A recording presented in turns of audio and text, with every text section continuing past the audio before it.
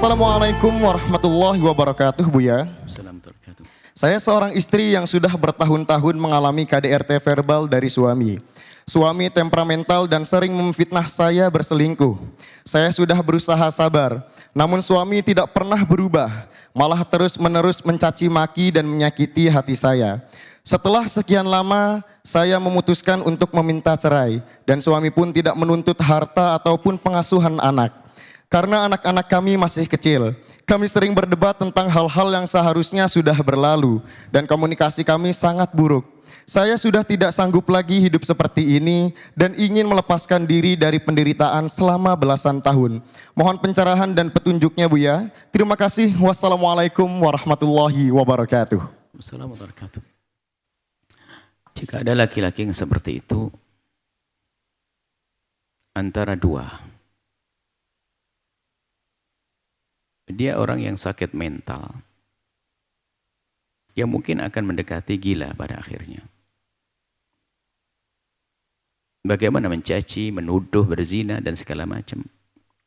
Istri yang harusnya disayang dan dimanja, kenapa dia seperti itu?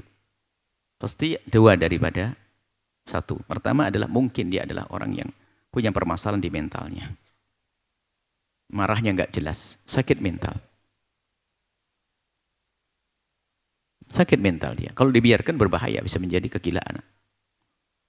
Karena tidak masuk akal. Bagaimana istri caci, olok, menfitnah, zina, dan naudzubillah, menfitnah, zina, naudzubillah. Alangkah sakitnya bagi seorang istri yang diperlakukan seperti itu.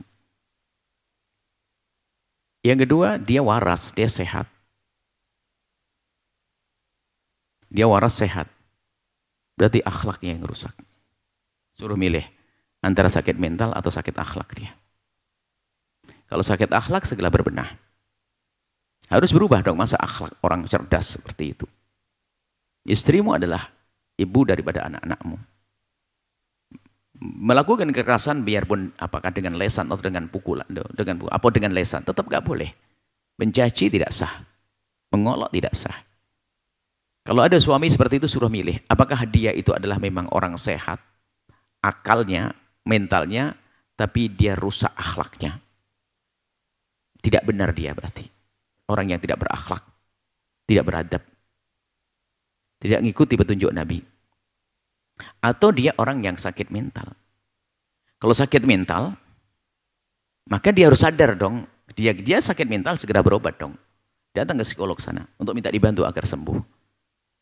Maka jika kesimpulannya adalah dia sakit mental tapi nggak mau berobat, diajak berobat nggak mau dan sebagainya, berarti dia menyerah, tidak mau membangun kebaikan dalam rumah tangga. Maka seorang istri boleh meninggalkan dia, minta cerai. Kenapa? Nggak berat hidup dengan laki-laki semacam itu. Ada sebagian penyakit saja yang boleh kok seorang istri minta, saking membahayakan dia. Nah ini mental ini kan mencaci, membahayakan. Ini kalau tuduhan zina dilemparkan lalu dipercaya oleh sang anak, anaknya kan mengatakan ibunya berzina. Itu kan bahaya sekali, bukan main-main ini. Maka seorang istri berhak minta cerai dengan perlakuan semacam itu. Kalau tidak segera berobat dan berbenah, maka nggak perlu lagi bersama orang semacam itu.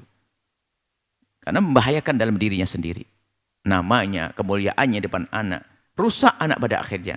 Karena setiap hari, mending jauh berpisah, anak tidak akan lihat caci maki. Ayahnya nggak akan nyaci ibunya lagi. Sehingga anak bisa tumbuh dengan baik. Jika yang kedua karena akhlaknya nggak benar, sama. Kalau dia tidak mau berubah akhlaknya, maka tetap membahayakan. Maka akhlak yang buruk seperti itu menyakitkan. Maka sang istri juga boleh minta cerai.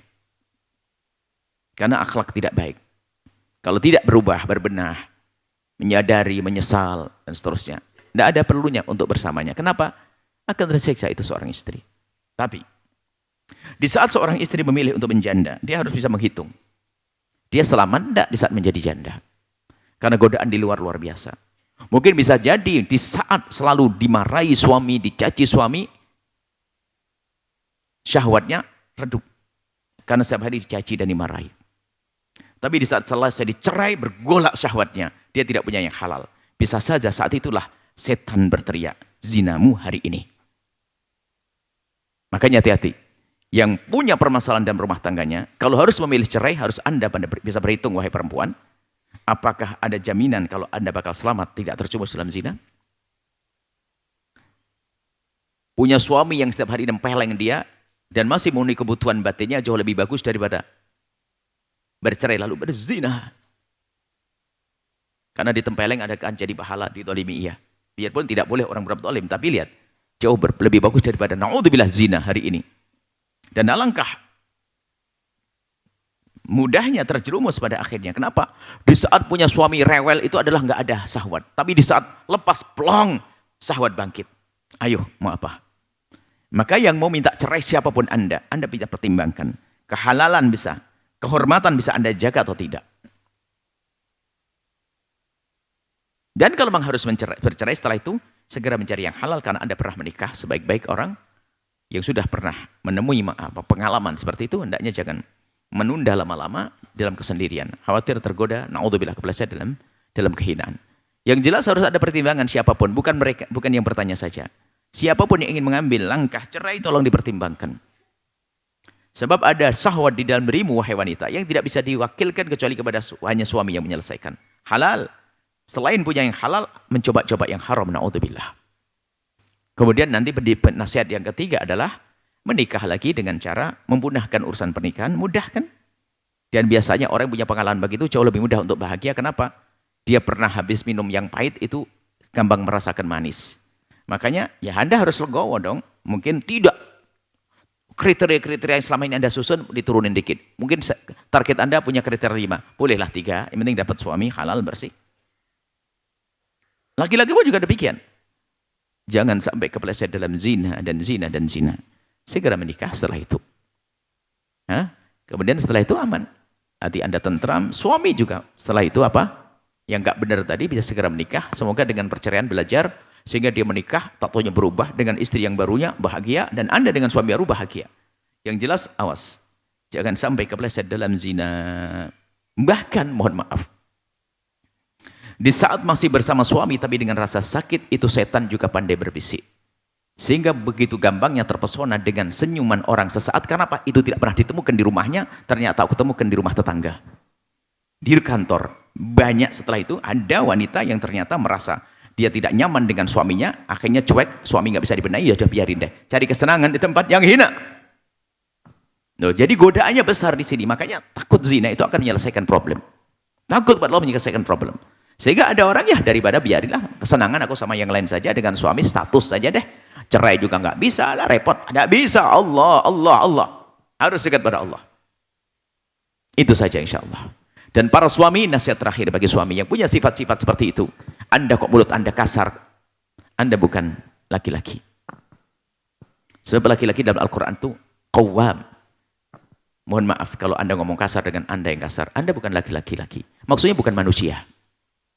Sebab yang disebut laki-laki dalam Al-Quran, ar-rijal qawwamuna 'alan nisa. Qawwam itu melindungi, mengayomi, bukan mencaci. Lah kalau Anda suka mencaci maki, Anda bukan laki-laki. Lalu apa? Perempuan? Bukan juga. Lalu bukan manusia. Harus sadar ini makna ini. Kita ingin membangun rumah tangga yang indah. Seorang perempuan juga sama. Jangan sampai hidup Anda adalah hidup yang bikin permasalahan di rumah dengan tuntutan yang berlebihan. Enggak pernah syukur kepada suami. Banding-bandingkan suami dengan suami orang, pemberian suami orang memberikan pada istrinya, lalu nuntut, kenapa aku tidak seperti dia? Ini ada perempuan-perempuan yang disebut oleh Nabi. Aku dipertunjukkan ternyata yang banyak menghuni neraka adalah perempuan. Tapi Anda tidak usah khawatir, Nabi tidak mengatakan kamu masuk neraka kok. Nabi menyebutkan perempuan banyak masuk neraka. Loh, cirinya kayak apa perempuan itu?